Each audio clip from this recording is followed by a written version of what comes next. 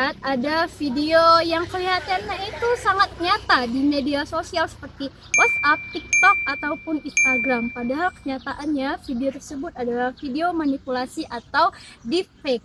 Nah, itulah kasus yang kami angkat pada video kali ini mengenai penyebaran hoax video tentang Ibu Sri Mulyani yang mengatakan bahwa guru itu adalah beban negara. Pernyataan ini juga memicu emosi banyak orang, terutama masyarakat atau guru, karena dianggap merendahkan guru, padahal guru itu adalah profesi yang sangat-sangat mulia.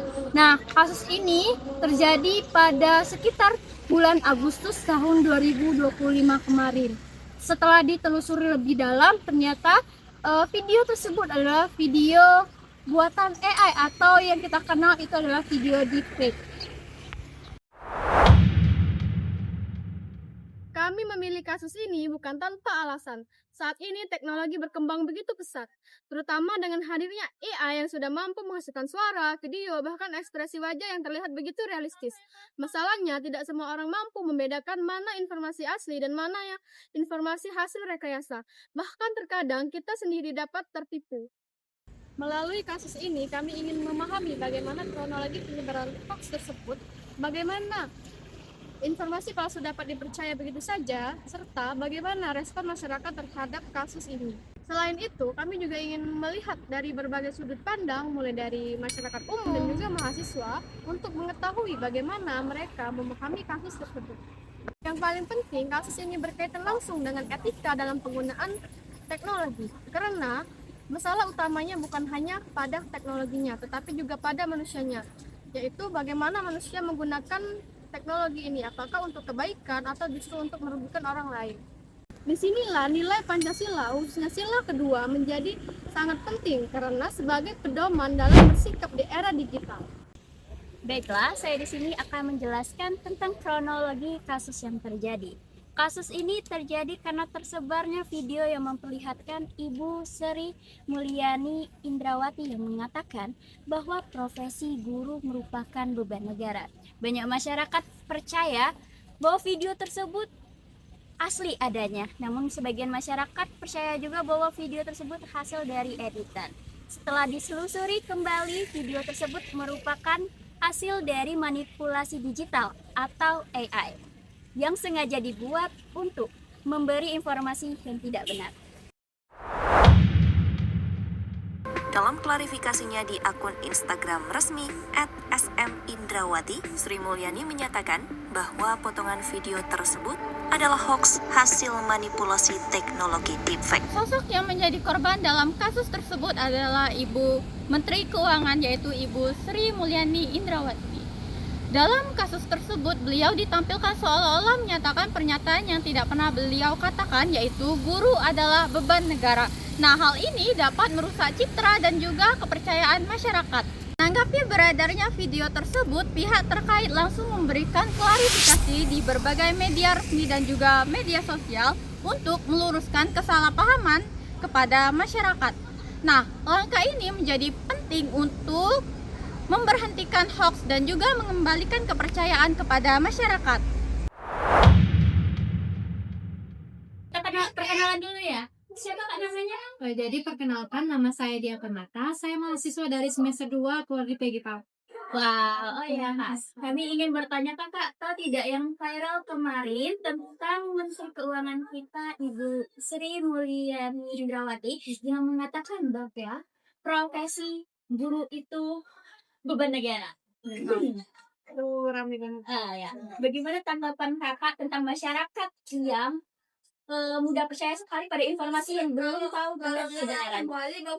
Menurut saya, mengapa masyarakat itu mudah mempercayai informasi yang beredar itu? Pertama, karena video itu sudah terlebih dahulu digoreng, apalagi jika video itu menyangkut tentang objek yang mereka benci. Wow. Ya, lalu selanjutnya pertanyaan kedua ya Kak ya. Apakah menurut Kakak teknologi AI ini memiliki dampak negatif, positif, atau malah menimbulkan resiko kepada masyarakat? Menurut saya itu tuh ada porsinya masing-masing ya. Mungkin karena ini kita baru saja memasuki teknologi AI, Jadi masyarakat itu sekarang kurang mengantisipasi atas dampak yang akan diberikan. Iya benar. Dalam kasus seperti ini siapa yang paling disalahkan? Penyebab, pembuat, atau malahan masyarakatnya? Kalau menurut saya itu yang berkontribusi besar dalam penyebaran itu sih pelaku dan pembuatnya. Kalau masyarakatnya itu tidak, karena tentu kan target dalam video itu kan belum tentu generasi muda kita yang kritis terhadap hal itu. Bisa juga tentang orang-orang yang literasi digitalnya itu masih minim. Betul sekali. Wah, tanggapan kakak bagus sekali ya. Selanjutnya kita lanjut yang keempat ya kak ya. Bagaimana seharusnya nilai Pancasila ini diterapkan untuk fenomena yang terjadi seperti ini kak? Menurut saya yang bisa diterapkan itu yang menjadi pedoman kita di Pancasila itu ada di sila kedua, yaitu kemanusiaan yang adil dan beradab. Karena kalau kita memang betul-betul memahami isi dari sila kedua tersebut, kita nggak akan berani buat menyebarkan video hoax apalagi berita yang benar kan. Karena kalau kita berani menyebarkan hal seperti itu, berarti itu menunjukkan bahwa kita itu tidak beradab, tidak memiliki kemanusiaan. Jadi sila yang kedua ya kak ya. Wah, terima kasih ya kak atas tanggapan yang luar biasa ini, dan terima kasih juga karena telah menyediakan waktunya untuk kami wawancarai. Kembali kasih. Nama bapak? Nama saya Dr. Arianto. Oke. Nah di sini bapak kan sudah melihat kan pak video yang kami tampilkan tadi pak. Nah menurut bapak mengapa masyarakat itu mudah percaya pak dengan informasi yang belum tentu jelasnya? Ya, kalau percaya itu sebenarnya tergantung dari masyarakatnya, kan kebanyakan kita ini masyarakat awam, tapi yang kurang kurang paham lah, terutama di masalah IT kan. Media, media. Tapi saya harap belum kalau untuk masyarakat awam. Tapi kalau untuk mahasiswa kan itu lebih jeli pemikirannya kan.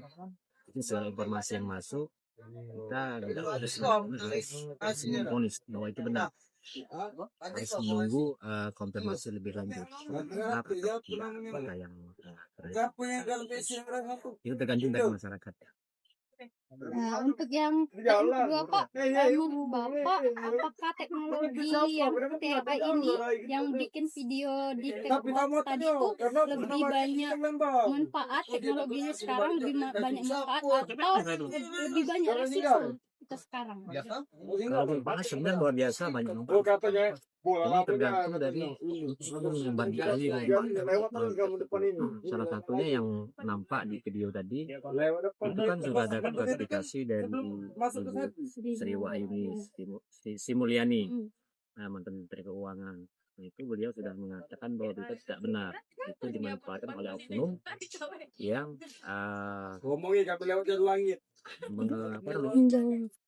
memanfaatkan apa yang beliau sampaikan. Nah, jadi itu dampak negatifnya di situ. Kalau dampak positifnya bisa menambah pengetahuan bagi masyarakat secara umum.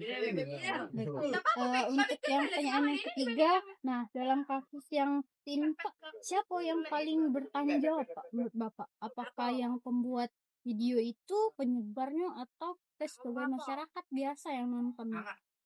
Yang harus lebih tanggung jawab ya mereka yang menyebarkan video. Dan juga pemerintah harus juga ikut andil, harus dilakukan diselidiki kan, kalau bisa kalau oknum yang tidak bertanggung jawab itu harus tindak tegas menurut pemerintah. Untuk pertanyaan terakhir Pak ya, nilai Pancasila yang mana yang cocok untuk menghadapi fenomena kasus seperti ini? Sila kedua. Alasannya apa? Karena sila kedua itu kan yang berbunyi kemanusiaan yang beradab. Jadi bukan seorang